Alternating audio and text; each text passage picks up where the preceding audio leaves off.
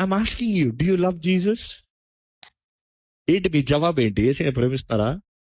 నిజంగానా? ప్రేమించే బాధపడుతున్నారా? Let's be honest, that is the tough part. ఎందుకంటే నువ్వు ఆయన ప్రేమిస్తున్నావు, ఆయన బాధపరచాలని పాపం చేస్తావా? చేయవు. నీ బలహీనతలు, నీ పొరపాటులు పితృ పారంపరంగా వచ్చాయి కదా, డిఎన్ఏలో వచ్చాయి కదా. But then you have to overcome because you love him.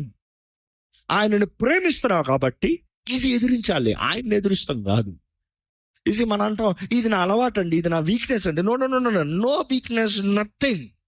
Love, ప్రేమను బట్టి ఏమైనా చేస్తాం. ఈ లోకంలో మనుషులు చూడండి, ఒక అమ్మాయిని ప్రేమిస్తే, ఒక అబ్బాయిని ప్రేమిస్తే ఏ ఎక్స్టెంట్గా వెళ్తారు, ఏదైనా చేస్తానంటారు. నీవు నిజంగా దేవుని ప్రేమిస్తే ఆయన ఆత్మను కోరి ఆత్మ సహాయం ద్వారా మనంతటా మనము ఏది చేయలేము.